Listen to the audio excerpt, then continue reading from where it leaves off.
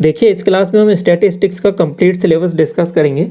जो भी टॉपिक आपके सिलेबस में है, जैसे कि मीन, मॉड, मीडियन, माध्य, माध्यक, बहुलक, और इसके साथ में 3 टॉपिक और हैं, मीन डेविएशन, स्टैंडर्ड डेविएशन और वेरिएंस।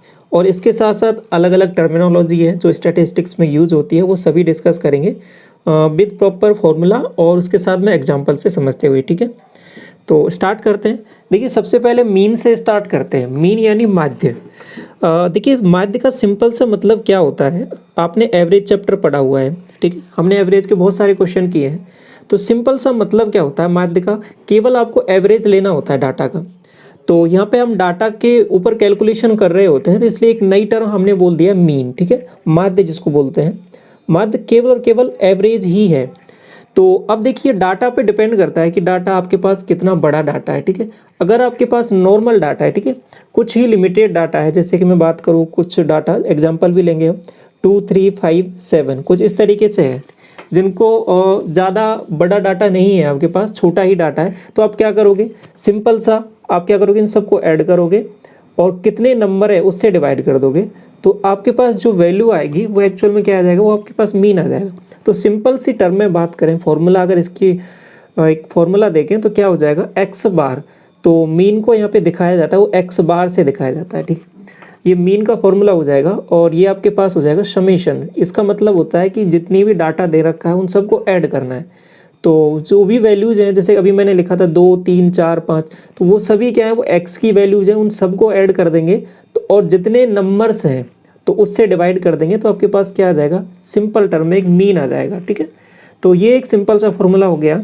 और अब इसके बाद में कुछ एग्जांपल भी ले लेते हैं। जैसे कि मैंने एग्जांपल लिया, आपके पास 15 हो गया, कोई एक्स की वैल्यू दे रखी है। ठीक है, एक्स की वैल्यूज़ किस तरीके से दे रखी है, 15 हो गया, और उसके बाद में 20 हो गया, 25 हो गया, और इसके बाद में 28 हो गया, और इसके बाद में एक और वैल्यू ले लो, कोई भी 12 ले लिया। ठीक है, तो आपको इसका मीन निकालना है। तो मीन का सिंबल क्या हो जाएगा, एक्स बार। ठीक है, तो आप क्या करोगे कि जितनी भी आपके पास डाटा दिया हुआ है उसको ऐड करोगे और डिवाइड किससे कर दोगे, कि जितना डाटा है, जितने डाटा की संख्या है। तो आपको हो गया, यहाँ पे ऐड किया मैंने 15 और 20 35, और प्लस 25, 35, 5, 40, 60, और ये हो जाएगा आपके पास 88, और ये आपके पास 12 मतलब 100। तो टोटल जो ऊपर ऐड किया है मैंने, ये क्या है, बेसिकली आपके पास समेशन एक्स, और डिवाइड में क्या करना है, एन से। कितने टोटल हैं ये, आप कहोगे 1, 2, 3, 4, 5, 5 नंबर्स हैं, तो 5 से डिवाइड कर दोगे आप। तो आपके पास जो एक्स बार आया है, जो मीन आया है, वो आपके पास क्या आ गया, 20 आ गया, 20 आ गया। ठीक है, ये एक सिंपल सा कैलकुलेशन है मीन की, आपको आ गई ये वाली चीज़ करना। इसके बाद थोड़ा सा और आगे बढ़ते हैं, और इसमें कुछ और वैल्यू, जैसे कि अब ये डाटा आपके पास छोटा था, अगर ये डाटा बढ़ने लगे, ठीक है, संख्या में बढ़ने लगे, तो फिर कैलकुलेशन किस हिसाब से होगी, उसके लिए एक फॉर्मूला होता है। क्या होता है कि सिग्मा एफ एक्स बटे एन। सिग्मा एफ एक्स क्या है और एन क्या है, वो सभी देखेंगे। एन तो क्या हो जाएगा कि जितने आपके पास टोटल डाटा है, ठीक है, जैसे कि वो कहते हैं राशियों की संख्या, आप एवरेज में बात करते हो, राशियों का योग बटे राशियों की संख्या, तो उसी टर्म में बात करें तो टोटल कितना आपके पास डाटा है उसकी संख्या आपके पास क्या हो जाएगी, एन हो जाएगी। या फिर इस एन को ऐसे भी लिख सकते हो, सिग्मा एफ। ठीक है, जितनी भी आपके पास डाटा की फ्रीक्वेंसी है उन सब का एडिशन आपके पास सिग्मा एफ या एन है, और ऊपर क्या है आपके पास, सिग्मा एफ एक्स। और ये आपके पास, ये समझ गए आप, एक्स बार क्या होता है, मीन होता है किसी का। तो ये एक फॉर्मूला ये हो गया, इसमें सभी टर्म आपको समझ में आ गई। तो अब देखिए, इसके भी एग्जाम्पल लेते हैं। ये आपके अभी एग्ज़ाम में पूछा गया था CHSL में। तो देखिए कैसे करेंगे। अब मैंने एक चीज़ ये कही थी आपको कि ये जो आप फ्रिक्वेंसी वाला जो डाटा दिया रहता है, ये कब दिया रहता है, जब आपके पास डाटा थोड़ा बढ़ने लगता है। अगर आपके पास डाटा कम संख्या में है तो आप क्या करोगे, सिंपल सा एवरेज निकाल लोगे सभी को ऐड करके। लेकिन अब जैसे कि मैंने बोला कि 1, 1, 1 3 बार रिपीट हुआ है, फिर उसके बाद में 2, 2, फिर उसके बाद में क्या हुआ है, 3, 3। अगर डाटा इस तरीके से है, ठीक, तो अब क्या करोगे, इस तरीके से लिखना है इसको थोड़ा सा परेशानी हो जाएगी, क्योंकि बहुत ज़्यादा स्पेस चाहिए आपको। तो उसको कॉम्पैक्ट फॉर्म में कैसे लिख दिया कि 1 की फ्रीक्वेंसी 3 बार, ठीक है, मतलब 1 है वो 3 बार रिपीट हुआ है। तो फ्रीक्वेंसी का सिंपल सा मतलब यही है कि रिपीटेशन कितना है, 2 का रिपीटेशन कितना है, आपको कहोगे 2 बार है, तो उसको यहाँ पे 2 बार लिख दिया। 3 का रिपीटेशन कितनी बार है, आपको होगी कि 2 बार है, तो इसलिए यहाँ पे 2 बार लिख दिया। तो इस तरीके से हुआ क्या, आपको देखो ये पूरे डाटा को लिखने के लिए आपको यहाँ पे टोटल 39 टर्म लिखनी पड़ती, ठीक है। अभी आपने केवल और केवल देखो इस टेबल में पूरा डाटा 39 डाटा को अरेंज कर दिया, तो ये एक तरीका होता है लिखने का। तो अब यहाँ पे फर्क क्या हो जाएगा, अभी इससे पहले क्या करते हैं आप, सबको ऐड कैसे करते, 1 + 1 + 1 + 2 + 2 इस तरीके से ऐड करते जाते 39 टर्म को, ठीक है। तो फिर जाके आप एवरेज निकालते हो और डिवाइड किससे करते, 39 से। लेकिन अभी हमने एक चीज़ पढ़ ली है कि क्या पढ़ लिया है कि अब कैसे करेंगे हम, सिग्मा fx बटे सिग्मा f, ठीक है। अब ये कब होगा, जब आपके पास फ्रीक्वेंसी दे रखी हो। ये f क्या है, फ्रीक्वेंसी, x क्या है, जो डाटा आपके पास एक्चुअल में है। जैसे कि 1 है वो 3 बार रिपीट हुआ था, अब क्या करोगे, 1 को 3 से मल्टीप्लाई कर दोगे तो ये ऊपर वैल्यू आ जाएगी। ऐसे ही सबको करना है, ठीक है, सबको करना है। और ये समेशन का मतलब क्या है कि सबको ऐड कर देना है, ठीक है, बात समझ में आ गई।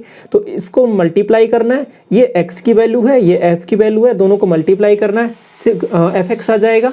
और फिर सिग्मा fx कर लेना है, सिग्मा fx कर लेना है, और फिर उसके बाद में सिग्मा f का डिवाइड कर देना है, फ्रीक्वेंसी टोटल कितने डाटा है उसका डिवाइड कर देना है। कंसेप्ट सब समझ में आ रहा है आपको, तो शुरू करें इसको। आप क्या कहोगे, सिग्मा fx, ठीक है, ये क्या आएगा, देखो मल्टीप्लाई करते चलो, इसको इससे मल्टीप्लाई किया, आपने कहा 3 आ जाएगा। फर्दर वैल्यू को मल्टीप्लाई किया, 2 दूनी 4, और अगली वाली वैल्यू को मल्टीप्लाई कर लो, 3 दूनी 6, अगली वाली वैल्यू को मल्टीप्लाई किया आपने, 4 पे चलते हैं, 4 × 5 = 20, ठीक है। और इसके बाद में अगली वैल्यू किया 25, और इसके बाद में 6 चौके 24, और ये 7 से किया 7 × 6 = 42, ठीक है, 42। और इसके बाद में 42 तक पहुंच गए, 8 से किया 24 24, और 9 से किया ये आपके पास कितना आ जाएगा, 45। ऐसे ही 10 से किया तो आपके पास कितना आ जाएगा, 30, और एक लास्ट है आपके पास 11। तो ये आपके पास टोटल आ गया है सिग्मा fx। तो सिग्मा f तो आपको पता है, जैसे कि यहाँ पे दे दिया है काउंटिंग करके, अगर नहीं दिया होता तो भी हम कर लेते। तो अभी इनका ऐड कर लेते हैं, टोटल कितना आया है, तो ऐड करो आप, देखो 3 4 7 6 और 7 6 13 और 5 17, 13 और 5 18 और 4 22 और 2 26 और 4 30, 30 और 5 35 और 1 36, ठीक है। ये सही किया है हमने एडिशन, एक बार और देख लो, 4 3 7 और 6 13 और 13 और 5 18, 4 22 2 22 24, 4 28 5 33 1 34, 34 आएगा सॉरी। तो 3 3 2 5 2 7 और 2 9 और 4 13, 13 और 2 आपके पास कितना हो जाएगा, 15, 4 19, 19 और 3 22 1 23, ठीक है, 2 3 4 ये आ जाएगा। टोटल आपको 39 से डिवाइड कर देना है। क्यों करना है, क्योंकि अभी फॉर्मूला अभी पढ़ के आए हो आप, सिग्मा fx बटे सिग्मा f, ठीक है। और यही आपसे पूछा है यहाँ पे सवाल में, देखो समांतर माध्य, माध्य पूछा है आपसे, तो कैसे निकालोगे, डिवाइड कर लो। 13 से काटा इसको 3 बार, 13 से काटा, 13 एकम 13, 10 बचेगा, 13 × 8 104, और 3 का भाग 18 में दिया था आपको, होगी कि 3 6 18, तो 6 आपका करेक्ट आंसर हो जाएगा, ऑप्शन नंबर सी। तो इस तरीके के क्वेश्चन आपसे एग्जाम में पूछे जाएंगे, और ये पूछा भी गया है अभी आपके रिसेंट एग्जाम में CHSL में। तो ये कैलकुलेशन करनी है, सिंपल क्या करना है, इनको मल्टीप्लाई करना है, सिग्मा fx आ जाएगा, और डिवाइड कर देना सिग्मा f से, तो वैल्यूज हो जाएंगी कैलकुलेट। अब इतनी बात तो समझ में आ गई। अभी आपने नॉर्मल वाला डाटा देख लिया, उससे बाद थोड़ा और डाटा बढ़ा तो उस हिसाब से देख ली कैलकुलेशन। अब देखिए अगर और संख्याएं बढ़ें, ठीक है, ये अभी डाटा और बढ़ने लगे, तो चीज़ें इस तरीके से हो जाएं, बहुत ज़्यादा डाटा हो जाए, तो फिर कैलकुलेशन कैसे होगी, फिर क्या करोगे, आप रेंज बना लोगे। जैसे कि रेंज कैसे बनाओगे, आप फिर लिखोगे जैसे कि 1 2 3 4 5 6, ठीक है, 8, इस तरीके से चीज़ें चल रही हों बहुत ज़्यादा संख्या में, तो आप रेंज बना लोगे। जैसे कि आपने एक रेंज बना ली यहाँ से 1 से लेकर 5 तक की, ठीक है, 1 से लेकर 5 तक कितना डाटा है, फिर दूसरी रेंज आपने बना ली 6 से लेकर, और जैसे कि इसमें डिफरेंस कितने का है, दोनों का 4 का, तो 6 से लेकर 10 की रेंज बना ली, 11 से लेकर 15 की रेंज बना ली, 16 से लेकर 20 की रेंज। तो इस तरीके से आपने एक रेंज डिसाइड कर ली, ठीक है। अगर रेंज डिसाइड कर ली तो फिर अब इस रेंज में देखेंगे हम कि उस रेंज में कितना डाटा है, और फिर यहाँ पे डाटा को लिखेंगे और फिर आगे कैलकुलेशन करेंगे। आप कहोगे कि इसकी कैलकुलेशन कैसे होगी, देखो आपको जो डाटा दिया रहेगा एग्जाम में वो किस तरीके से रहेगा, इनके बीच में जो डिफरेंस रहेगा ना, ये पर्टिकुलर वैल्यू, ये जो लोअर वैल्यू है और ये जो हायर वैल्यू है, इसके पास दोनों में डिफरेंस रहेगा वो सेम रहेगा, मतलब इनका डिफरेंस क्या होता है, वो h होता है, ठीक है, जिसको आप वर्ग अंतराल बोलते हो, ठीक है, वर्ग का अंतराल। तो इसमें ये आपके पास लोअर लिमिट हो गई, हायर लिमिट हो गई, इन दोनों का अगर डिफरेंस मैं निकालता हूँ तो वो एच आता है, तो वो सेम रहेगा, आपको हर जगह सेम रहेगा।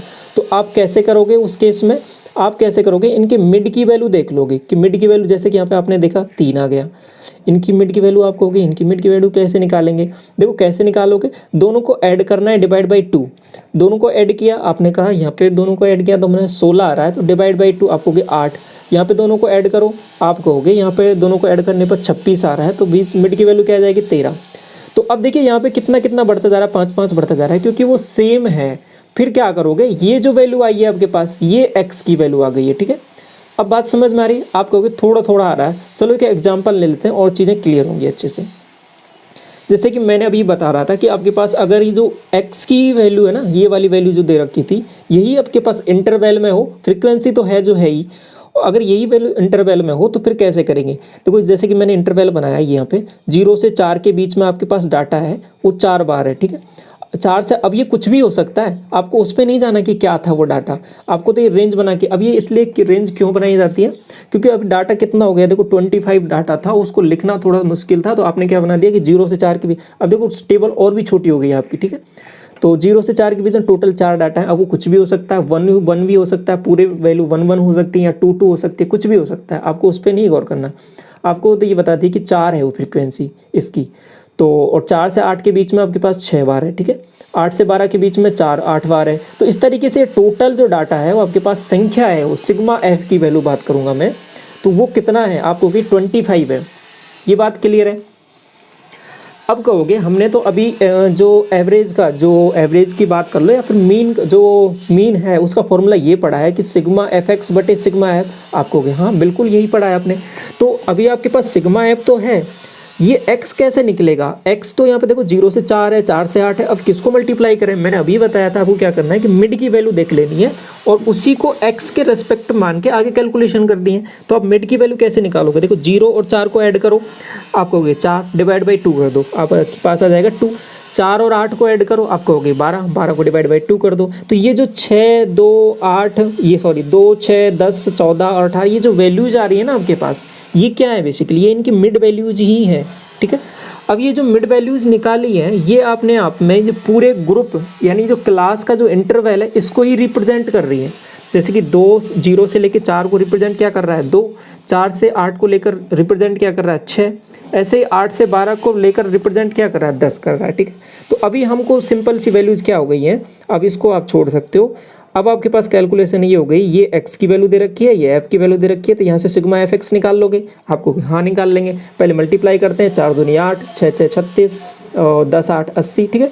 तो ये आपने ऐड किया तो 230 आ गया, ये क्या आ गया, आप कहोगे कि सिग्मा एफ एक्स आ गया। सिग्मा एफ आपके पास 25 है ही, ठीक है। तो ओवरऑल अगर मीन में निकालूंगा यहाँ से, तो आप कहोगे 230 बटे 25, कैलकुलेशन कर लो। 25 से किसी भी कैलकुलेशन का मैंने आपको पहली तरीका बता रखा, क्या करोगे 4 से ऊपर नीचे मल्टीप्लाई कर देते हैं, ठीक है। तो ये नीचे तो क्या बन जाता है 100 बन जाता है, और ये क्या हो जाएगा 92, ठीक है 92, और आपके पास एक 0 वैसे आ जाएगा और 9.2 आंसर आ जाएगा, ठीक है।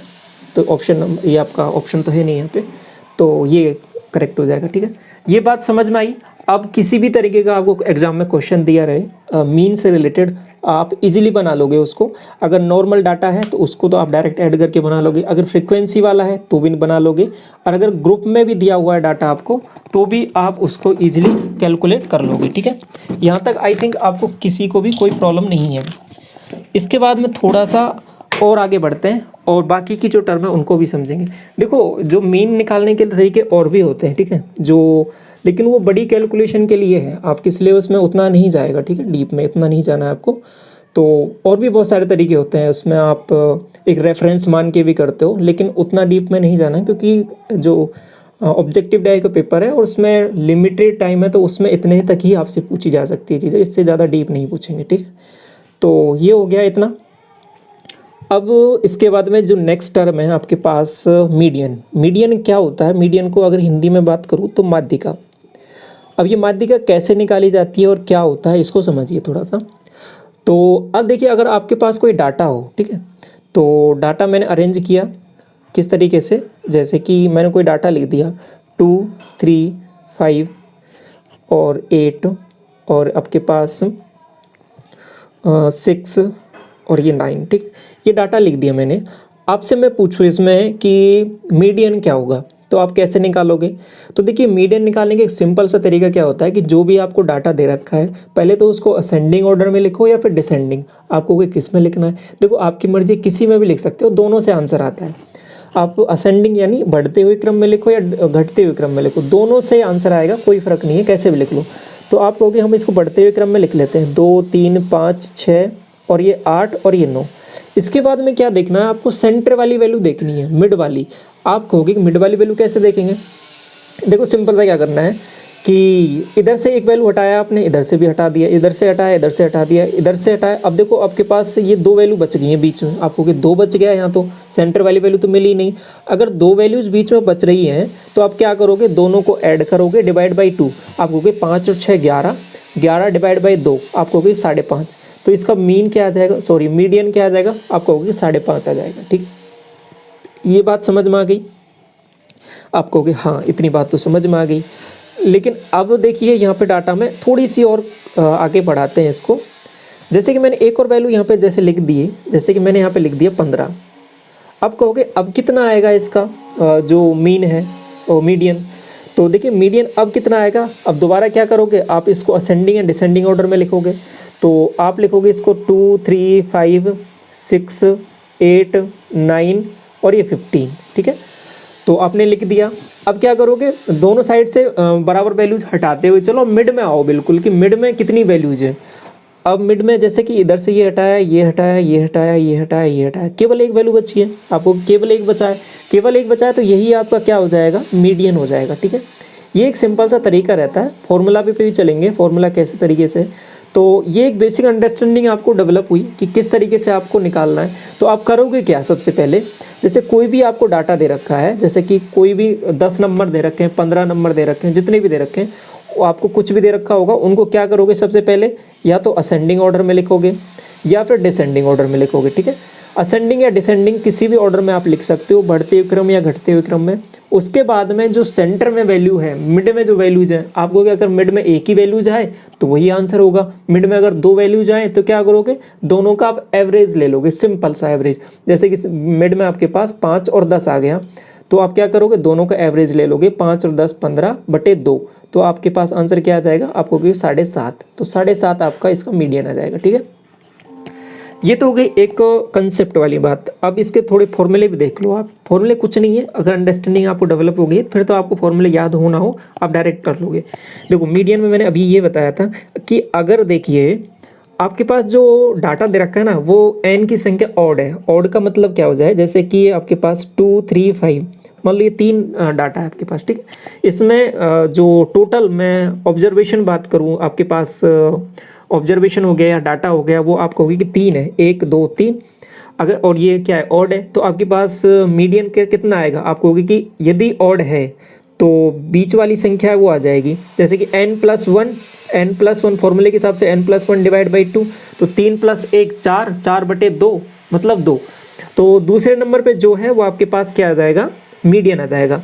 तो जैसे कि यहाँ पे 3 लिखा हुआ है तो 3 आ जाएगा। और हमारे हिसाब से कैसे आएगा, हमने क्या सीखा था कि जो सेंटर में वैल्यू उसको देखना है, सिंपल सा। अब ये देखिए सबसे पहले असेंडिंग ऑर्डर डिसेंडिंग ऑर्डर है क्या, आपको कि हाँ लिखा हुआ है।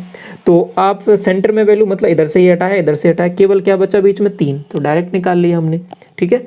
तो यही चीज़ लिखी हुई है कि अगर ये ऑड है तो आपको क्या करना है, n+1 divide by 2 we term आपको लेनी है, ठीक है। आप कहोगे यदि इवन हो, अगर इवन हो ना तो आपके पास अभी आपने देखा था कि बीच में 2 टर्म बचती है, ठीक है, 2 टर्म बचती हैं, तो उनका एवरेज लेते हैं हम। तो क्या करना है, फॉर्मूला क्या हो जाएगा, n/2 term plus n/2 plus 1th term जो है उनको ऐड करना है, डिवाइड बाई 2 कर देना है। तो ये तो सिंपल से फॉर्मूले हो गए। फॉर्मूले याद हो ना हो लेकिन आपको कंसेप्ट पता चल गया है, तो ये बात समझ में आ गई। जैसे एक और एग्जांपल लें, जैसे कि 2 5 7 8 और ये 9, ठीक है। ये हो गया। आप कहोगे कि यहाँ पे जो n की वैल्यू है 1 2 3 4 5 और क्या है, ऑड है, ठीक है। तो ऑड है तो आप जो फॉर्मूला है उसके हिसाब से कैसे निकालोगे, आप कहोगे कि 5 तो टर्म है उसमें एक ऐड करेंगे, 6 हो जाएगा, डिवाइड बाई 2 मतलब तीसरी टर्म है वो आपके पास आंसर होगा।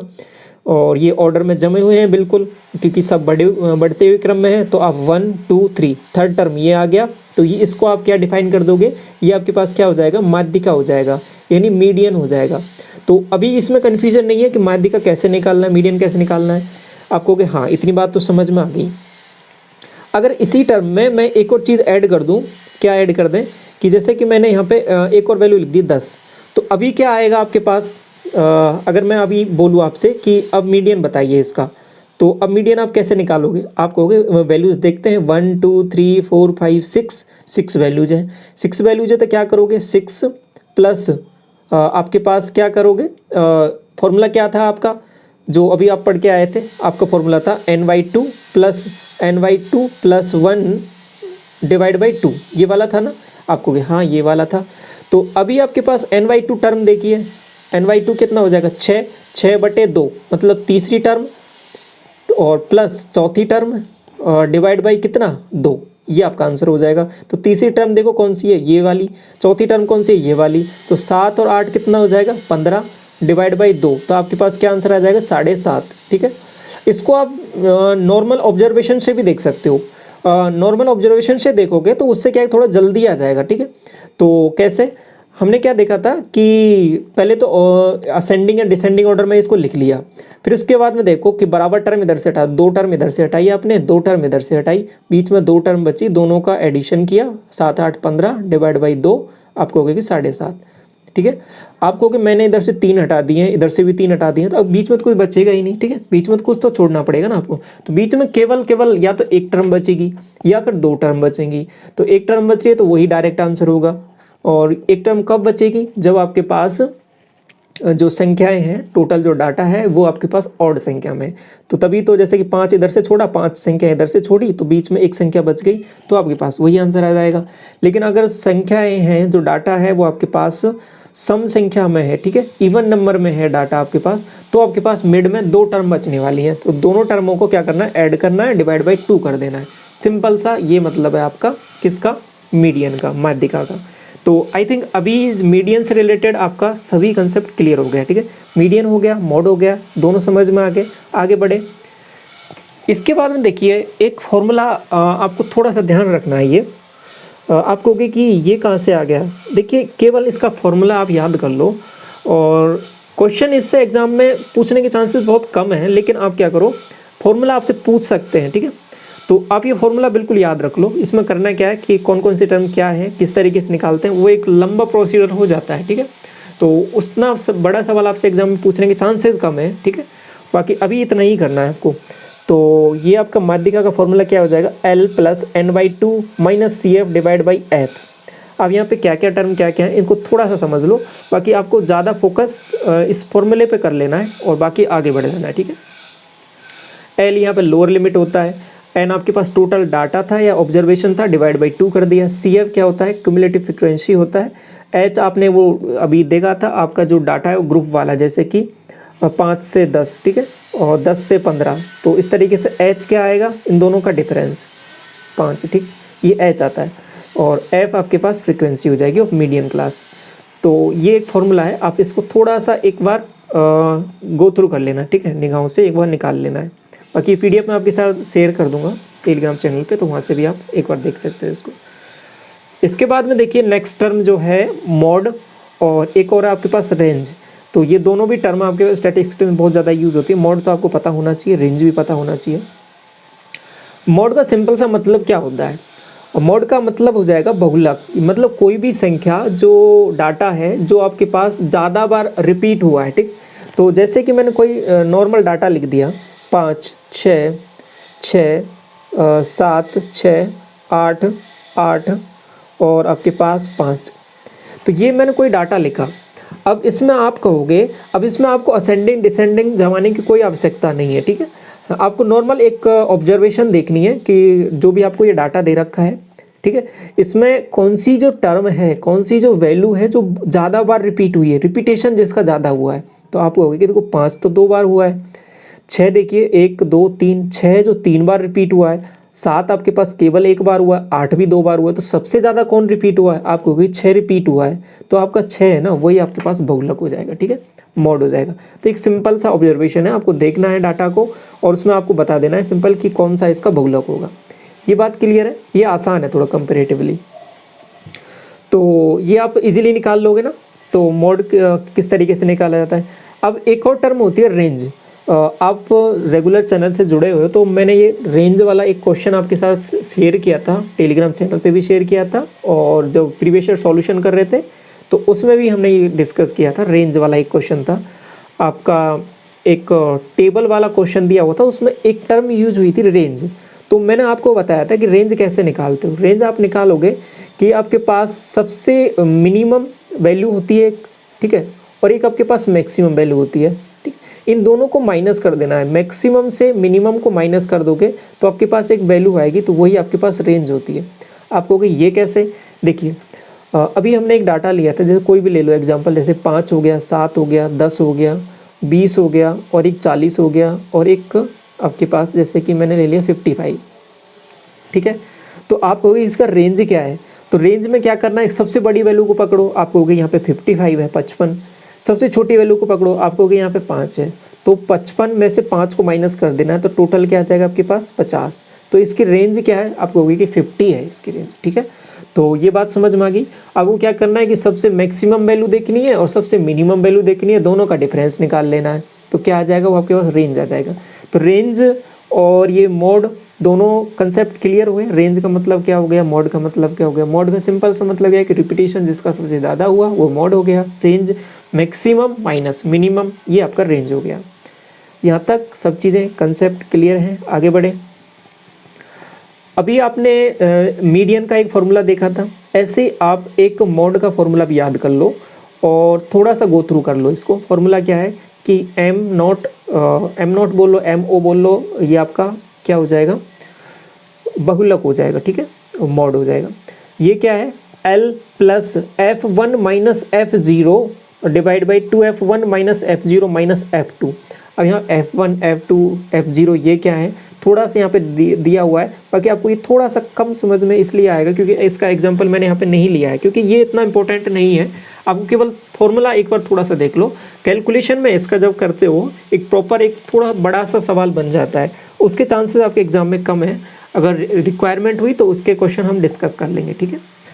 तो ये इसमें क्या है कि L क्या है, लोअर लिमिट है जो मॉडल क्लास की। H क्या है आपके पास, इंटरवल आप समझ ही गए किस तरीके से निकालते हो। F1 फ्रीक्वेंसी मॉडल क्लास की, F0 उससे पहले वाली, F2 उसके बाद वाली, ठीक है। इस F0 से कैलकुलेट होती है F1 और F2, तो ये F1 से होती है, सॉरी F1 से पहले वाली F0 हो जाती है, F1 से आगे वाली F2 हो जाती है, ठीक है। तो ये इस तरीके से होता है। अभी आपको करना क्या है कि अगर आपसे सिंपल फॉर्मूला पूछ ले 4 ऑप्शन में से कि इसका निकालने का बहुलक का फॉर्मूला कौन सा है, तो आप डायरेक्ट उस पर टिक कर पाओगे। तो ये फॉर्मूले आपको एक बार थोड़ा सा देख लेना है। बाकी आपसे एग्जाम में जो क्वेश्चन पूछने के चांसेस हैं वो बेसिक पूछेंगे आपसे, ठीक है, कि बहुलक इसका है, क्या होता है, किस तरीके से निकाला जाता है, ठीक है। तो अभी तक ये है सब चीज़ें, आगे बढ़ते हैं थोड़ा सा। अब इसको थोड़ा समराइज़ करें जो भी हमने अभी तक पढ़ा है कि मीन को, मीडियन को, मॉड को, रेंज को। तो मीन के बारे में आपको सिंपल सा मतलब क्या पता चला कि जो भी आपको डाटा दे रखा है उसका केवल और केवल एवरेज लेना है, तो arithmetic average of all numbers. तो यही तो हमने पढ़ा था कि जो भी वैल्यूज़ दे रखी है उनको सबको ऐड करो और डिवाइड बाई जितने टोटल नंबर ऑफ ऑब्जर्वेशन है उसे डिवाइड कर दो, ठीक है। मीडियन का मतलब क्या था, मीडियन अभी आपने सीखा था कि value in the center when the number are arranged at least to greatest. अब यहाँ पे लीस्ट से ग्रेटेस्ट, ठीक है, छोटे से बड़े की वैल्यू, और चाहे आप बड़े से छोटे में भी रख सकते हो, इसमें कोई भी कन्फ्यूजन नहीं है, दोनों तरीके से आपका आंसर सेम ही आने वाला है। और इसमें जो सेंटर में वैल्यू है वो आप किस तरीके से निकालेंगे वो अभी आपने देख लिया, तो ये आपका मीडियन हो जाता है। मॉड आपको समझ में आ ही गया कि मोस्ट कॉमनली अपीयरिंग वैल्यू, जो सबसे ज़्यादा बार रिपीट हुई है, जो पर्टिकुलर वैल्यू वो आपका मॉड होता है। रेंज आपने सीख लिया कि difference between the largest and smallest number आपका रेंज कहलाता है। तो आई थिंक अभी यहाँ तक ये जो चारों टर्म है आपको क्लियर है। इसके बाद में कुछ और टर्मिनोलॉजी और हैं, उनको भी थोड़ा सा और सीखते हैं और आगे बढ़ते हैं। तो उससे पहले याद करो बेस्ट रिवीजन वाली वीडियो बहुत पहले शेयर की थी मैंने आपके साथ, उसमें एक फॉर्मूला डोज नंबर 24 उसमें मैंने डिस्कस किया था आपके साथ। क्या है ये रिलेशन, डायरेक्ट याद रख लो आप, 3 टाइम्स मीडियन का is equal to mode plus 2 times mean, 3 into माध्य का बराबर बहुलक प्लस 2 इंटू माध्य। डायरेक्ट याद कर लो, आपसे डायरेक्ट एग्जाम में क्वेश्चन पूछेगा, डेफिनेटली आपको एग्जाम में इस फॉर्मूले से क्वेश्चन आपको देखने को मिलेगा। ठीक है, तो करना क्या है इसमें, आपको 2 वैल्यूज़ आपको दे देगा एग्जाम में, तो तीसरी वैल्यू आप इजीली निकाल लोगे। क्लियर है, तो ये फॉर्मूला जब आपको पता होगा तो बहुत इजीली कर लोगे। यहाँ पे इंपॉर्टेंट यही है कि किसके साथ 3 लगा हुआ है, किसके साथ 2 लगा हुआ है, और बहुलक के साथ कुछ भी नहीं लगा हुआ है, तो ये थोड़ा सा ध्यान रखना है, उल्टा पुल्टा नहीं कर देना है। तो माध्यिका के साथ 3 का गुणा करना है, 2 के साथ माध्य को करना है, और बहुलक के साथ किसी भी संख्या को गुणा नहीं करना है। ऐसे याद रख सकते हो, बहुलक सबसे बड़ी संख्या है तो सबसे ज़्यादा बार रिपीट हुई, इसलिए उसके साथ कुछ गुणा नहीं किया है, मल्टीप्लाई नहीं किया है, तो ऐसे याद रख सकते हो। बाकी नॉर्मल ये बड़ा कोई वो नहीं है, आप याद हो जाएगा इसको। तो यहाँ तक सब चीज़ें क्लियर है, आगे बढ़ें। इसके बाद में इम्पोर्टेंट है, इसको याद कर लो आप। आगे बढ़ते हैं, अब देखिए थोड़ा और आगे बढ़े। मीन डेविएशन, मीन डेविएशन क्या है, मीन डेविएशन को बात करें तो ये हो जाएगा माध्य डेविएशन का मतलब होता है विचलन। अब यहाँ पे अलग अलग टर्म है, एक माध्य विचलन होता है, एक मानक विचलन होता है, आपके पास एक प्रसरण होता है, ये सब अलग अलग चीज़ें हैं। ये थोड़ा सा कंफ्यूज मत हो जाना है, किसमें, माध्य विचलन में, और एक और होता है आपके पास मानक विचलन, दोनों अलग अलग चीज़ हैं। ठीक है, मानक विचलन मतलब स्टैंडर्ड डेविएशन, माध्य विचलन मीन डेविएशन, दोनों अलग अलग हैं, दोनों के फॉर्मूले अलग अलग हैं, दोनों की कैलकुलेशन अलग अलग होती है। तो आपको सवाल में थोड़ा सा ध्यान से पढ़ना है कि क्या पूछा है आपसे, मीन डेविएशन पूछा है या स्टैंडर्ड डेविएशन पूछा है, तो उसी हिसाब से कैलकुलेशन करनी है। तो जैसा कि नाम से इसे क्लियर हो रहा है, क्या हो रहा है कि मीन डेविएशन यानी मीन से कोई भी जो वैल्यूज़ हैं वो कितना डेविएट है, कितना उससे ज़्यादा विचरण है, कितना ज़्यादा उससे डेविएट कर रही हैं, कितना दूर जा रही हैं, कितना पास आ रही हैं, इसका सिंपल सा मतलब क्या है कि मीन डेविएशन। तो आप कहोगे कि फिर क्या मामला हुआ इसका, सिंपल मामला ये हुआ कि जो भी कैलकुलेशन करोगे आप मीन निकाल के ही कर पाओगे। तो सबसे पहले सवाल में जो भी दिया होगा आप मीन निकालोगे। ठीक है, मीन निकालना आपने सीख लिया, कैसे निकालोगे, मीन यानी माध्य निकालोगे। माध्य निकाल लिया, उसके बाद में आप क्या करोगे, जो भी डाटा है आपके पास तो उसमें से x, जो हम डाटा को किससे रिप्रेजेंट कर रहे हैं, x से, माध्य को रिप्रेजेंट किससे कर रहे हैं, x बार से, तो हर एक डाटा में से आप उसको माइनस कर दोगे। आप कहोगे थोड़ा थोड़ा कंफ्यूज हो रहा है, समझ में आ रहा है, एग्जाम्पल लेंगे और क्लियर हो जाएंगी। और डिवाइड किससे करना है, टोटल नंबर ऑफ ऑब्जर्वेशन से। हमेशा ध्यान रखना है इसमें डिवाइड तो क्या कर रहे हैं, हमेशा n से ही डिवाइड कर रहे हैं कि टोटल कितना डाटा है उससे डिवाइड कर देना है। एग्जाम्पल लेंगे तो और ज़्यादा चीज़ें क्लियर होंगी। तो सिंपल सा फॉर्मूला ये रहा, ये फ्रीक्वेंसी के टर्म में लिया है मैंने यहाँ पे फॉर्मूला। इसका एक और फॉर्मूला ये हो जाएगा, अगर ये फ्रीक्वेंसी के टर्म में है तो आपका फॉर्मूला ये रहेगा, अगर नॉर्मल है आपके पास तो फिर क्या हो जाएगा, x माइनस एक्स बार, ठीक है, और डिवाइड बाई n। अब ये क्या लिखा है मैंने, ये क्या लिखा है, ये मॉड लिखा है। मॉड मतलब जो भी x में से x बार को माइनस करना है, जो भी वैल्यू आती है उसको प्लस में ही लेना है। ठीक है, जो ये मीन डेविएशन है हमेशा पॉजिटिव वैल्यू आएगी, क्योंकि हमने सभी वैल्यूज़ को मॉड ले लिया है। अगर नेगेटिव में आ रहा है वैल्यूज तो भी उसको पॉजिटिव कर देना है, और पॉजिटिव है तो कोई दिक्कत नहीं है, और डिवाइड n से कर देना है। तो ये आपके पास ये आ जाएगा। अगर फ्रीक्वेंसी के टर्म में है तो f से मल्टीप्लाई कर देना है। अब ये फ्रीक्वेंसी का और नॉर्मल वाला तो आपको समझ में आ गया है ना कि फ्रीक्वेंसी कब लगाते हैं। मैंने ये चीज़ बताई थी कि जब आपके पास डाटा छोटा हो, जैसे कि 2, 3, 5, ठीक है, और 6, ये मान लो एक नॉर्मल सा डाटा है, छोटा सा डाटा है, तो इसमें क्या करोगे आप, एवरेज सीधा निकाल लोगे, क्या सबको ऐड करोगे, डिवाइड बाई 4 वैल्यूज हैं, 4 से कर दोगे। तो यहाँ पे आपको फ्रीक्वेंसी कोई आवश्यकता नहीं है। तो इस वाले केस में, नॉर्मल वाले केस में आपके पास फॉर्मूला क्या हो जाता है, x minus x bar divide by, तो आपके पास क्या हो जाएगा, समेशन n। ठीक है, टोटल नंबर ऑफ ऑब्जर्वेशन कितने हैं, 4 थे तो 4 से कर देंगे। लेकिन जब संख्याएं थोड़ी बढ़ती हैं, ऑब्जर्वेशन में आपके पास बढ़ते हैं, डाटा आपके पास बढ़ता है, तो आप क्या करते हो, फ्रीक्वेंसी के टर्म में लिखते हो कि जैसे कि 2 है वो 5 बार रिपीट हुआ है, 6 है वो आपके पास 10 बार रिपीट हुआ है, 8 है वो आपके पास 9 बार रिपीट हुआ है। तो इस वाले केस में आप क्या करोगे, फ्रीक्वेंसी का आप मल्टीप्लाई करोगे, फिर उसके बाद नंबर ऑफ फ्रीक्वेंसीज कितनी है उनको डिवाइड कर दोगे। तो बस ये फ़र्क आएगा, बाकी फॉर्मूला सेम रहेगा। कंसेप्ट क्लियर हो गया। तो आगे बढ़े, क्वेश्चन देखें इसका। क्वेश्चन देखो, जैसे कि मैं कोई भी डाटा लिया, मैंने एक एग्जांपल लिया, एग्जांपल लेते हैं। तो x की वैल्यू मैंने क्या ली है, एक टेबल लिया मैंने, एक्स की वैल्यू आपको दे रखी है सवाल में कि 5, और वही वाला डाटा ले लेते हैं जो अभी थोड़ी देर पहले किया था हमने। 5 हो गया, 6 हो गया, 9 हो गया, 14 हो गया और ये आपके पास 16 हो गया। ठीक है, जैसे एक्स की वैल्यू ये दे रखी है। अभी आपसे मैं बोलूँ कि आप मीन निकालिए, तो आप मीन निकाल दोगे? आप कहोगे हाँ मीन निकाल लेंगे। कैसे निकालोगे? सबको ऐड करेंगे, 5 + 6 + 9 और +14 + 16 divide by total number of observation कितने आपको, क्योंकि 5 डाटा है, एन की वैल्यू कितनी है 5 है, तो 5 से डिवाइड कर दिया। ये क्या लिखा है बेसिकली मैंने, ये सिंपल मैंने क्या लिख दिया, summation x divide by n। ठीक है, तो ये कैलकुलेशन समझ में आ गई आपको। आपने क्या किया, 5 6 11, 11 और 9 20, 34 और ये आपके पास कितना हो जाएगा 16, 50/5 आप कहोगे ये 50/5 मतलब 10, तो आपके पास ये 10 आया है। आपको ये क्या आया है, आपको ये तो मीन आ गया। तो एक्स बार की वैल्यू आपको समझ में आई, एक्स बार की वैल्यू किस तरीके से आई है, आप कहोगे हाँ एक्स बार की वैल्यू क्या आ गई है 10 आ गई है। ठीक, अब आप x - x बार निकाल लोगे, आप कहोगे हाँ निकाल लेंगे। ये एक्स आई लिखा है ना, ये क्या है, मतलब x - x बार। अब ये जो वैल्यूज़ हैं इसमें से आपको माइनस करते हुए जाना है। ठीक है, आप कहोगे 5 में से मैंने 10 को माइनस किया तो आपके पास क्या बनेगा, इसको मैं थोड़ा साइड में लिख दूँ, इसको मैं यहाँ पे लिख देता हूँ। ये एक्स बार आपने निकाल लिया 10, एक्स बार क्या आया है, माध्य आ गया है उसका डाटा का।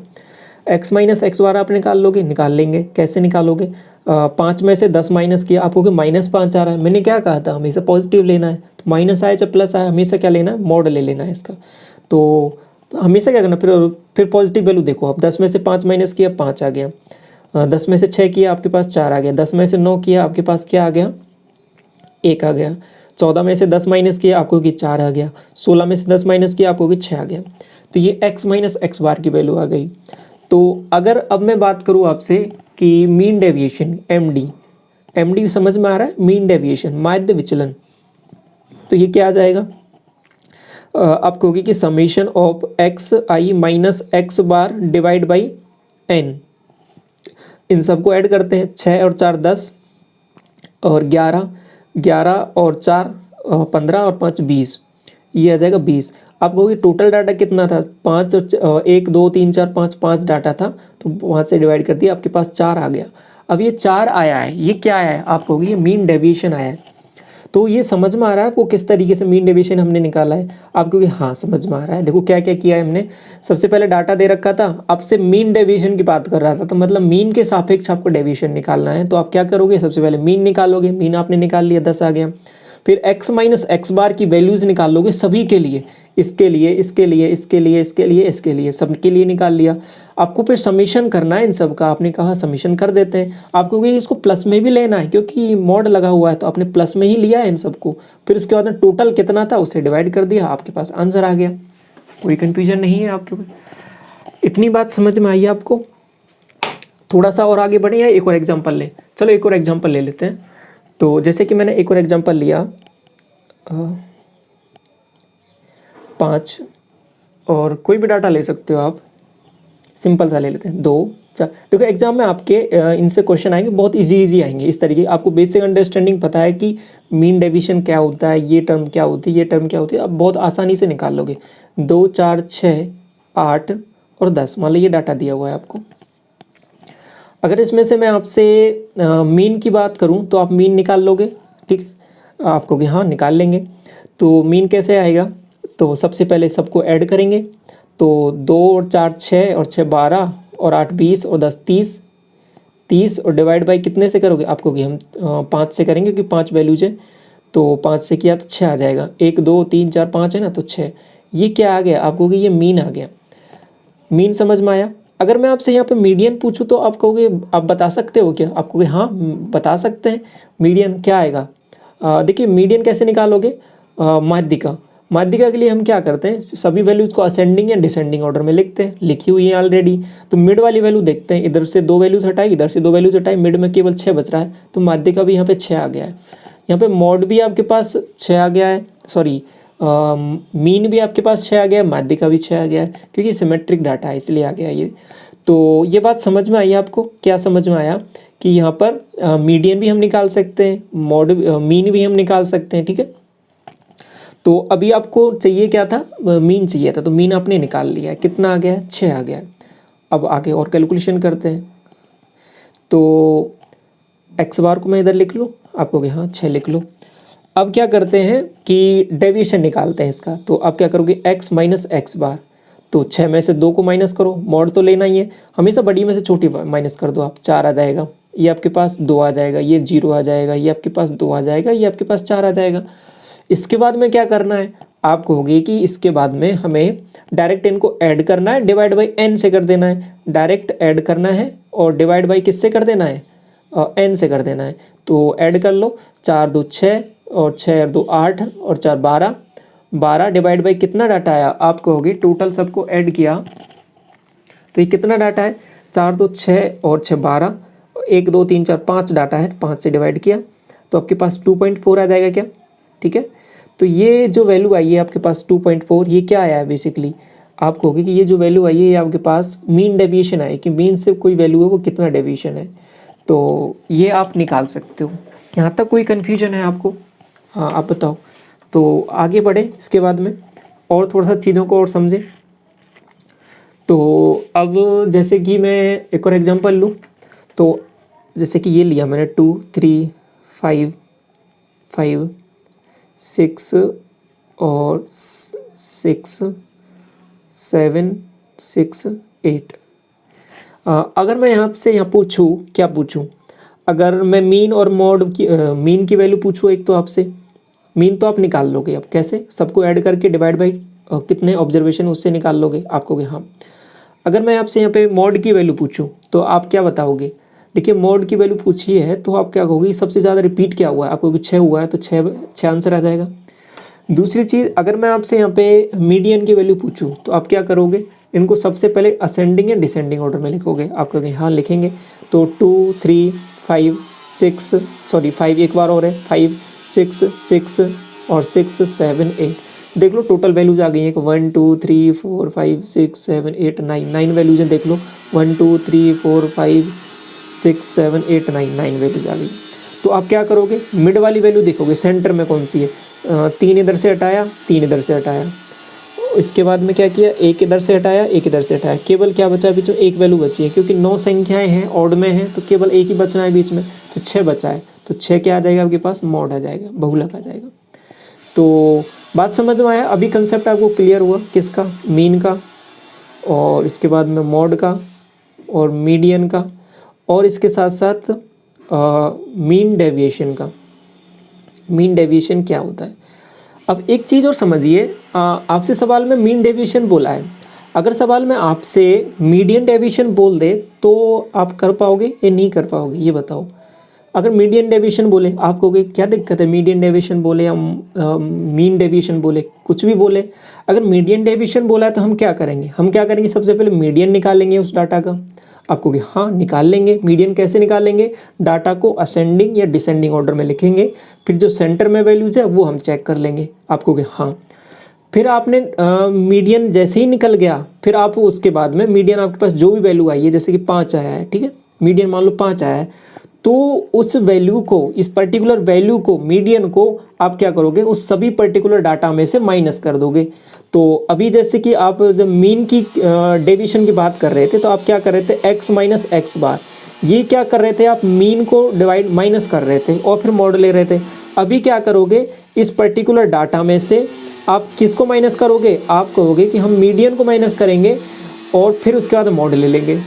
तो ये भी आपसे एग्जाम में पूछा जा सकता है, तो इसके लिए भी आपको परेशान नहीं होना है, ठीक है। आप कहोगे हमने तो मीन डेविएशन पढ़ा था और मीडियन डेविएशन तो पढ़ा ही नहीं, तो फिर हम कैसे करेंगे, अब कर लोगे आप, कैसे कर लोगे, चाहे मीन पूछे चाहे मॉड पूछे, अगर मॉड डेविएशन पूछ ले तो भी आप कर पाओगे क्या, आप कहोगे हाँ अब तो हम कर लेंगे। कैसे, आपको सबसे पहले जो वैल्यूज़ के सापेक्ष आपको डेविएशन पूछा है, हमें सबसे पहले वो निकालना है, आप निकाल लोगे, मीन निकालना, मॉड निकालना, मीडियन निकालना, सभी आप सीख चुके हो। फिर उस डाटा को, उस पर्टिकुलर डाटा को सभी डाटा में से माइनस कर दोगे, मीन से पूछा है तो मीन माइनस कर देंगे, अगर मीडियन से पूछा है तो मीडियन माइनस कर देंगे, मतलब माध्यिका माइनस कर देंगे, अगर मॉड पूछा है तो मॉड को माइनस कर देंगे, ठीक है। तो किसी से भी डेविएशन पूछ ले हम उसको माइनस कर देंगे और फिर जो भी डाटा आया सबका मॉड जरूर लेंगे क्योंकि प्लस में लेना है और divide by total number of observation से डिवाइड कर देंगे। तो आपके पास वो पर्टिकुलर वैल्यू के सापेक्ष आपको क्या आ जाएगा, आपका जो भी आंसर आया है वो डेविएशन आ जाएगा। अगर एक चीज़ और बोलूँ, अगर मैंने एक और इंटरेस्टिंग चीज़ देखो, अगर मैंने कोई भी डाटा लिखा आपके पास 5, 6, 7, 10, अगर मैं ये बोलूँ, अब मैंने आपसे ये नहीं बोला कि मीन के सापेक्ष निकालो, आपको ये नहीं बोला कि मॉड के सापेक्ष निकालो, और नहीं मैंने आपको ये बोला कि मीडियन के सापेक्ष निकालो। मैंने सिंपल ये बोल दिया कि इस पर्टिकुलर डाटा का 5 के सापेक्ष, ठीक है, 5 के रेस्पेक्ट में आप इसका डेविएशन निकालो। तो आप कैसे निकालोगे, फिर क्या करना है, 5 को सब में से माइनस कर देना है और डेविएशन जो भी वैल्यू आ रही है उनको पॉजिटिव में लेना है, divide by total number of observation से डिवाइड कर देना है, तो भी आप निकाल लोगे। अब कोई कन्फ्यूजन नहीं है। तो जिससे भी पूछे आपको घबराना नहीं है कि क्या पूछ लिया, सिंपल क्या है कि उसके सापेक्ष आपको वैल्यूज़ देखनी है। तो ये एक देखने का, रिप्रेजेंटेशन करने का एक तरीका होता है स्टैटिस्टिक्स में। तो किसी से भी रेस्पेक्ट में पूछ सकता है तो इजीली निकाल लेंगे हम डेविएशन, कोई दिक्कत नहीं है इसमें। तो यहाँ तक आई थिंक अभी सब कुछ कंसेप्ट क्लियर है। आगे बढ़ते हैं। ये देखिए अब 2 टर्म और हैं, क्या क्या है, एक वेरिएंस हो गया, एक स्टैंडर्ड डेविएशन हो गया। ये 2 नई टर्म और हैं, इनको समझ लो अच्छे से, फिर आपका इसमें ज़्यादातर चीज़ें कवर हो जाएंगी, फिर कुछ बचेगा नहीं इसमें। तो आपने यहाँ तक तो सब चीज़ें समझ ली। तो अब यहाँ पे डाटा का तो आपको पूरी जानकारी होगी, किस तरीके से डाटा आपको दिया हो सकता है कि नॉर्मल डाटा हो सकता है, फ्रीक्वेंसी वाला हो सकता है, और आपके पास ग्रुप वाला डाटा हो सकता है, रेंज वाला डाटा हो सकता है, कैसे भी हो, हम सब तरीके का डाटा आपने देख लिया। अगर वेरिएंस आपसे पूछे तो सिंपल सा फॉर्मूला क्या होता है, वेरिएंस को लिखते हैं सिग्मा स्क्वायर, ठीक है, ये भी ध्यान रखो आपको, ये सिग्मा स्क्वायर होता है वेरिएंस। तो ये फॉर्मूला क्या आ जाएगा आपको, x माइनस एक्स बार, मीन के सापेक्ष आपको क्या करना है, डिफरेंस डेविएशन लेना है। अभी क्या कर रहे थे, अब केवल डेविएशन ले रहे थे और उसका एवरेज निकाल रहे थे। तो ये सिंपल कुछ नहीं है, केवल वही है, मीन के सापेक्ष आपने डेविएशन लिया। आपको कि हाँ ये तो हम सीख चुके हैं, कैसे हम सभी डाटा को एक्स को उसमें से मीन जो वैल्यू है उसको माइनस कर देंगे और सबको ऐड करके एन से डिवाइड कर देंगे। ये तो हम सीख चुके हैं मीन डेविएशन। इसमें बस आपको आगे डिवाइड नहीं करना है, उससे पहले एक चीज़ और करनी है। क्या करनी है, एक बार डिफरेंस ले लिया, डेविएशन निकाल लिया, फिर आपको वहाँ पे तो मॉड ले रहे थे, यहाँ पे क्या कर देना, केवल स्क्वायर कर देना है, ठीक है, बस ये फ़र्क आ गया, थोड़ा सा फर्क किया है, यहाँ पे स्क्वायर कर देना। अभी पहले क्या कर रहे थे, मॉड ले रहे थे, अगर नेगेटिव आ रहा है तो उसको पॉजिटिव कर रहे थे, पॉजिटिव आ रहा है तो पॉजिटिव कर रहे थे। यहाँ पे क्या किया, केवल उसका स्क्वायर कर दिया, स्क्वायर किया, और बटे में तो हमेशा वही आएगा, क्या कि total number of observation N से डिवाइड किया है आपने। तो अब चीज़ें क्लियर हैं। तो ये वेरिएंस का फॉर्मूला हो गया x माइनस एक्स बार क्या है, मीन है, ठीक है, मीन के सापेक्ष डेविएशन और उसका स्क्वायर किया डिवाइड बाई n, और ये समेशन तो पता चल ही गया क्या है मामला। और अगर मैं स्टैंडर्ड डेविएशन की बात करूँ SD की, ठीक है, वो मीन डेविएशन था पहले MD, mean deviation standard deviation सब अलग अलग है। स्टैंडर्ड डेविएशन की बात करूँ यानी मानक, स्टैंडर्ड मानक डेविएशन विचलन, ठीक है, ये मानक विचलन है, वो माध्य विचलन था, ये मानक विचलन है। मानक विचलन इसमें सिग्मा आ जाएगा, सिग्मा आ गया था आपको कि सिग्मा स्क्वायर तो हमने पढ़ लिया था, तो सिग्मा कैसे निकालेंगे, आपको ये अंडर रूट ले लेना है। आपको ये फॉर्मूला इतना बड़ा सा कैसे याद रखेंगे, आपको कुछ नहीं करना, केवल ये निकाल लेना है। फिर ये जो भी वैल्यू आई है, जैसे कि आपके पास ये मान लो 64 आ गया सिग्मा स्क्वायर की वैल्यू, तो आपसे सिग्मा की वैल्यू पूछेगा तो आप क्या निकाल दोगे, अंडर रूट ले लोगे, सिंपल 8 आंसर आ जाएगा, ठीक है। तो आपको कुछ नहीं करना, केवल ये निकालना रहता है, ये निकाल लोगे तो स्टैंडर्ड डेविएशन तो आसान होता है, अंडर रूट लेना है सिंपल, ठीक है। यहाँ तक सब चीज़ें क्लियर हैं, कोई कन्फ्यूजन नहीं है। आगे बढ़ें, एग्जाम्पल लें, क्वेश्चन करें सॉल्व। जैसे कि मैंने एक एग्जाम्पल लिया, ये लिया 5, 6, 9, 14, 16, ठीक है, ये x की वैल्यू ली मैंने। सबसे पहले इसका क्या निकालें, मीन निकाल लेते हैं। आपको कि सबको ऐड करते हैं, 5, 6, 11, 11 और 9 कितना हो जाएगा, लिखें क्या इसको या निकाल लोगे आप, चलो लिख लेते हैं एक बार। तो ये x बार हमने निकाला, 5, 6, 11, 11 और 9 20, 34, 50, 50 बटे 5, क्योंकि 5 पूरे टोटल डाटा है तो 10 आ गया। ये 10 क्या है आपके पास, मीन की वैल्यू आ गई, तो मीन की वैल्यू मैं इधर लिख देता हूँ, ये आपके पास 10 आ गई है। अब मीन के सापेक्ष डेविएशन निकालोगे आप, x माइनस एक्स बार निकाल लो, तो x माइनस एक्स बार आप कहोगे निकाल लिया। तो इसमें से इसको माइनस किया तो आपको हो गया कि 10 में से 5 को माइनस किया, और इसका भी क्या करना है, आपको स्क्वायर कर देना है। ठीक है, अभी हमने क्या पढ़ रहे थे, हमें निकालना क्या है, जो फॉर्मूला क्या था हमारे पास, x माइनस एक्स बार का स्क्वायर, ठीक है, डिवाइड बाई n, ये था ना। तो अभी आपको क्या करना है, सिंपल स्क्वायर करके चलना है। तो आप नॉर्मल वैल्यूज निकाल सकते हो x माइनस एक्स बार की। तो क्या आ जाएगी, 10 माइनस 5 5 आ जाएगा, ये क्या आ जाएगा, 4 आ जाएगा, ये माइनस किया 1 आ जाएगा, ये 4 आ जाएगा, ये आपके पास कितना आ जाएगा, 6 आ जाएगा। ठीक है, स्क्वायर किया तो आपके पास वैल्यूज़ क्या बनेंगी, स्क्वायर कर लो इनका, तो ये हो जाएगा 25, ये हो जाएगा 16, ये हो जाएगा आपके पास 1, ये हो जाएगा 16, ये हो जाएगा 36। ठीक है, तो अब आप कहोगे ये तो आपने कैसे लिख दिया, इसमें तो नेगेटिव टर्म आती। ठीक है, अगर आप मीन डेविएशन निकाल रहे हो तो क्या करोगे, टर्म को पॉजिटिव लोगे, मॉड ले लेते हो आप इसका। ठीक है, और जब आप इसके बारे में बात कर रहे हो तो इसमें क्या करते हो आप, x माइनस एक्स बार, और चलो इसको मैं थोड़ा सा साफ लिख देता हूँ, x माइनस एक्स बार, इसका स्क्वायर है ये। तो स्क्वायर में तो आपका कोई चक्कर ही नहीं है, नेगेटिव आएगा पॉजिटिव आएगा, सब कुछ पॉजिटिव हो जाना है। तो यहाँ पे ये वाली वैल्यू आप सीख चुके हो पहले निकालना। अगर यहीं पे कैलकुलेशन कर लोगे तो ये तो आपके पास क्या हो जाएगा, मीन डेविएशन हो जाएगा।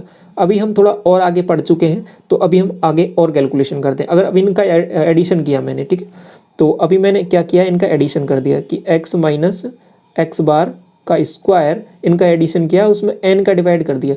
n तो मुझे पता है, बटे में क्या आएगा, 5 आएगा, लेकिन ऊपर वाली वैल्यूज को ऐड कर लेता हूँ। 25 और 16 आपको 41, 42, 42 और 6 कितना हो जाएगा, 48 और 58, 58 और 6 कितना हो जाएगा, आप कहोगे कि 66, 58 और 6 कितना होगा आपके पास, 64 हो जाएगा क्या, 64 और उसमें 30 और ऐड करोगे 94। ठीक है, कैलकुलेशन देख लेना एक बार आप, और 94 आ जाएगा। 5 से मैंने डिवाइड किया है तो आप कहोगे ये हो जाएगा 8 और ये 9 दूनी 18, तो 18.8, ये 18.8 आ रहा है। ये आपको ये क्या आया है, ये सिग्मा स्क्वायर आया है। सिग्मा स्क्वायर मतलब वेरिएंस। ठीक है, वेरिएंस आया है आपके पास। वेरिएंस को हिंदी में क्या बोलते हो, आप क्या कहोगे, वेरिएंस को हिंदी में क्या बोलोगे, तो वेरिएंस को हिंदी में बोलते हैं प्रसरण। ठीक है, तो प्रसरण की वैल्यू आई है आपके पास क्या, सिग्मा x माइनस एक्स बार का स्क्वायर बराबर बटे n, ये मैंने निकाला, तो ये आपके पास 18.8 आ गया। तो ये इन सभी वैल्यूज का क्या आया है, इसको मैं हटा देता हूं,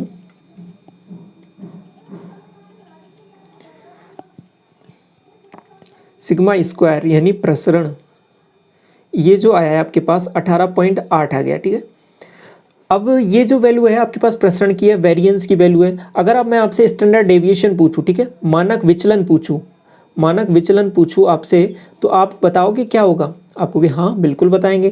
कैसे, ये क्या होता है, आपको कि सिग्मा होता है। सिग्मा होता है तो कैसे निकलेगा, आपको कि सिग्मा स्क्वायर ऊपर है, सिग्मा स्क्वायर पूछा है, सिग्मा स्क्वायर ऊपर है, सिग्मा पूछा है, तो हम क्या करेंगे, सिंपल अंडर रूट ले लेंगे। तो अंडर रूट में 18.8 ये आंसर हो जाएगा आपका। ठीक है, तो अभी क्लियर हुआ कंसेप्ट। तो सिंपल सी वैल्यूज़ क्या है, देखो एक बार मैं दोबारा रिवाइज करा देता हूँ फटाफट से आपको सब चीज़ें। अगर आपसे मीन डेविएशन की बात करें, माध्य विचलन की बात करें, ठीक है, माध्य विचलन की बात करें, तो आप क्या करोगे, हम करेंगे कि x में से x बार को माइनस करेंगे। x बार हमको समझ में आ गया कि माध्य होता है, उसका मॉड लेंगे, समेशन लेंगे सभी वैल्यूज़ का, डिवाइड बाई n कर देंगे। अगर मैं आपके पास सिग्मा स्क्वायर की बात करूं, वेरिएंस की बात करूं, वेरिएंस की बात करूं, विचरण की बात करूं, तो ये प्रसरण, सॉरी प्रसरण हो जाएगा, ये विचलन नहीं, विचरण नहीं होगा, प्रसरण, प्रसरण। तो ये क्या हो जाएगा आपके पास, आप कहोगे ये भी आसान है। कैसे, आप करोगे x माइनस एक्स बार, ये अभी ऊपर तो मॉडल लिया था, हम यहाँ पे स्क्वायर करेंगे और ये बटे और इसमें n कर देंगे, तो यहाँ से ये वैल्यू निकल जाएगी। अगर मैं दूसरी बात क्या बात करूँ, लास्ट में जो मैं बात कर रहा था मानक विचलन की बात करूँ, तो मैं इसका सिंपल क्या ले लूँगा, अंडर रूट ले लूँगा, तो वो मेरे पास सिग्मा आ जाएगा। तो ये कंसेप्ट क्लियर हुआ, ये फॉर्मूले क्लियर हुए कि वेरिएंस कैसे निकालना है, स्टैंडर्ड डेविएशन कैसे निकालना है। तो आई थिंक अभी ये जो चीज़ें हैं आपको अच्छे से समझ में आ गई है। ठीक है, तो यहाँ पर आपकी जो बेसिक अंडरस्टैंडिंग है स्टैटिस्टिक्स की वो कंप्लीट होती है। ठीक है, जो आपके एग्ज़ाम के लिए इंपॉर्टेंट है, जो आपके सिलेबस में चीज़ें हैं वो आपसे कंप्लीट होती है। अब इसके साथ साथ कुछ चीज़ें और ऐड की है मैंने इसमें, तो ये भी आप एक बार थोड़ा सा गो थ्रू कर लेना, ठीक है, क्योंकि ये टर्म अगर कहीं आपको दोबारा एग्जाम फ्यूचर में कहीं भी दिखे, क्वेश्चंस में दिखे, तो आप इनसे परेशान नहीं होगे। जैसे कि अगर हम वेरिएंस अभी हमने पढ़ा था, ठीक है, इनको थोड़ा सा गो थ्रू ज़रूर करके जाना है। तो अभी हमने वेरिएंस पढ़ लिया था। अब वेरिएंस में दो टर्म और आती हैं, एक पॉपुलेशन वेरिएंस होता है, एक सैंपल वेरिएंस होता है। ये क्या मामला है, तो आप कहोगे कि जो पॉपुलेशन वेरिएंस होता है ना, वो सिग्मा स्क्वायर, अभी सिग्मा स्क्वायर पढ़ा था ना आपने, तो ये सिग्मा स्क्वायर को हम पॉपुलेशन वेरिएंस बोला। तो हमने क्या किया कि एन से डिवाइड किया है, स्क्वायर तो आपको निकालना ही है, एक्स माइनस यहाँ पे म्यू है, और ये में म्यू लिख दिया, तो म्यू आपको कि म्यू क्या आ गया, म्यू कुछ नहीं है, वही एक्स बार ही है, मीन ही है ये। तो एक्स माइनस मीन, उस पर्टिकुलर डाटा में से मीन को माइनस किया, सभी का डाटा देखा, उसका स्क्वायर किया, divide by N. Total data से अगर मैंने डिवाइड कर दिया तो आपका एक नॉर्मल वेरिएंस आ गया, उसको पॉपुलेशन वेरिएंस भी बोल सकते हो आप। तो ये आ गया। अगर मैं सैंपल वेरिएंस आपसे एग्जाम में पर्टिकुलर पूछे तो आप क्या करोगे, डिवाइड में, केवल डिवाइड में बदलेगा, क्या हो जाएगा, n माइनस वन आ जाता है यहाँ पे, बस थोड़ा सा फर्क ये है। तो आंसर यहाँ पे अलग अलग हो जाएंगे, यहाँ पे n से डिवाइड किया है और यहाँ पे आपने n माइनस वन से किया है। जब बड़े डाटा पे आप कैलकुलेशन करते हो, बहुत बड़े डाटा पे, तो फिर ये फर्क नहीं आता, ये n माइनस वन और n में से दोनों बराबर बराबर से रहते हैं लगभग। लेकिन जब छोटे डाटा पे कैलकुलेशन कर रहे हो तो ये सैंपल वेरिएंस और पॉपुलेशन वेरिएंस में बहुत ज़्यादा डिफरेंस भी आ जाता है, तो देखने को विजिबल होता है। तो ये सिंपल फॉर्मूले में ध्यान रखना है। सैंपल में बात करें तो बटे में केवल n माइनस वन आएगा, और नॉर्मल पॉपुलेशन वेरिएंस के बारे में बात करें तो बटे में n आएगा। तो ये एक फॉर्मूला और आपको थोड़ा सा नज़र मार लेना है इस पर। और ये स्टैंडर्ड डेविएशन का फॉर्मूला आपको, स्टैंडर्ड डेविएशन तो आसान है, कैसे, हम क्या करना है कि हम सिग्मा स्क्वायर पता है तो हम उसका अंडर रूट ले लेते हैं, तो बस वो अंडर रूट ही लिया है। देखो इस वाली वैल्यू का केवल अंडर रूट लिया है। इधर ऐसे ही सिंपल वाले वेरिएंस का हम ले लेंगे तो सिंपल का क्या आ जाएगा, स्टैंडर्ड डेविएशन आ जाएगा। इसमें तो कोई फ़र्क नहीं है, तो ये तो याद हो जाएंगे आपको। वो थोड़ा सा वो देखना है, इन दोनों में फ़र्क देखना है कि यहाँ पे n का डिवाइड करते हैं, पॉपुलेशन वाले में ज़्यादा का डिवाइड करते हैं, n का करते हैं, सैंपल में कम का होता है तो n माइनस वन का करते हैं, ठीक है। तो ये थोड़ा सा आपको थोड़ा सा ध्यान देना है इसमें। तो एक नई टर्म है, तो सिग्मा निकाल लोगे, पॉपुलेशन वेरिएंस कैसे, ये standard deviation, x minus mu, mu पता चलेगा आपको, मीन हो जाएगा, n आपके पास टोटल ऑब्जर्वेशन, यहाँ पे n माइनस वन, क्लियर। तो ये आपके यहाँ पे कंप्लीट होते हैं। इसके साथ साथ एक और टर्म है, ये भी आप स्टार कर लो। तो जैसे आपने उधर जब वो पढ़े थे, क्या पढ़े थे, तीनों, मीन, मॉड, मीडियन, और उनके एक रिलेशन पढ़ा था, ठीक है, कि कौन सा किससे, थ्री टाइम्स मीडियन का, ठीक है, और इज इक्वल टू मॉड का याद करो, और प्लस 2 टाइम्स मीन का। तो ये आपने पढ़ा था। ऐसे यहाँ पे एक रिलेशन ये भी होता है, क्या, कोएफिशिएंट ऑफ वेरिएशन। ये आपसे एग्जाम में पूछा जा सकता है, ध्यान रखना, इसको स्टार कर लो। तो ये दो चीज़ मैंने स्टार कराई है आपको। तो एक तो ये होगा क्या आपको, कि ये क्या होता है, ये कुछ नहीं होता, सिंपल आपको क्या करना है कि आपको स्टैंडर्ड डेविएशन डिवाइड में आपको म्यू से कर देना है, म्यू मतलब मीन।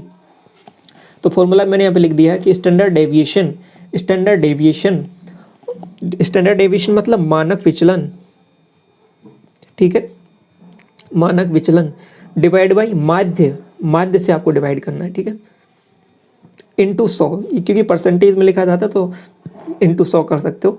जैसे कि आपका मान लो 1/2 आया है इसका आंसर, इसका करने पर, तो 1/2 को आपके परसेंटेज में बदलना है तो आप क्या कहोगे, 50%, तो 100 से मल्टीप्लाई कर देना है, तो आप क्या, आपके पास आंसर आएगा वो 50 आ जाएगा, 50%। तो विचरण गुणांक कोएफिशिएंट ऑफ वेरिएशन, ये क्या होता है, sigma upon mu, standard deviation बटे मीन इंटू 100, ठीक है। स्टैंडर्ड डेविएशन ध्यान रखना, स्टैंडर्ड डेविएशन कौन सा है, सिग्मा स्क्वायर आप निकालते थे, उसका अंडर रूट लेते थे, उसमें सिग्मा आता था, सिग्मा में आप किसका डिवाइड करोगे, म्यू का, यानी एक्स बार का, एक्स बार मतलब मीन का, ठीक है, सब एक ही टर्म है, ये म्यू लिख दिया यहाँ पे। अभी हम एक्स बार पढ़ के आए थे, या फिर आप एवरेज पढ़ के आए थे, ठीक है, या फिर आप माध्य पढ़ के आए थे, सब एक ही चीज़ है, आपको सभी पता चल गई हैं आज की क्लास से। तो इसमें आप उसी का ही डिवाइड करना है। यहाँ पे एग्जाम में आपको ये वाली वैल्यू भी दी होगी, ये वाली वैल्यू भी दी होगी, आपको ये पूछेगा तो आपको ये टर्म पता है विचरण गुणांक क्या होता है, तो आप इजीली निकाल लोगे, इसमें कोई कन्फ्यूजन नहीं है, ठीक है। तो इस तरीके से आपका ये कंप्लीट चैप्टर यहाँ पे होता है। तो सभी जानकारी आपने यहाँ पे सीख ली है अच्छी तरीके से, और एग्जाम में जो भी क्वेश्चन आएगा इजीली आप बना लोगे, कोई कन्फ्यूजन नहीं है इसमें, ठीक है। PDF आपको टेलीग्राम चैनल पे मिल जाएगा इसका, और ज्वाइन कर सकते हो, लिंक वीडियो के डिस्क्रिप्शन में भी दिया हुआ है, और बाकी आप सर्च करोगे तो डायरेक्ट भी आपको मिल जाएगा, ठीक है। ग्रुप भी बना हुआ है आपका, चैनल भी है, दोनों से आप ज्वाइन हो सकते हो, वहाँ पे आपको ये PDF मिल जाएगा। बाकी क्लास कैसी लगी कमेंट सेक्शन में ज़रूर बताना, और चैनल पे पहली बार विजिट कर रहे हो सब्सक्राइब कर लें फर्दर क्लासेस के लिए। Thank you so much.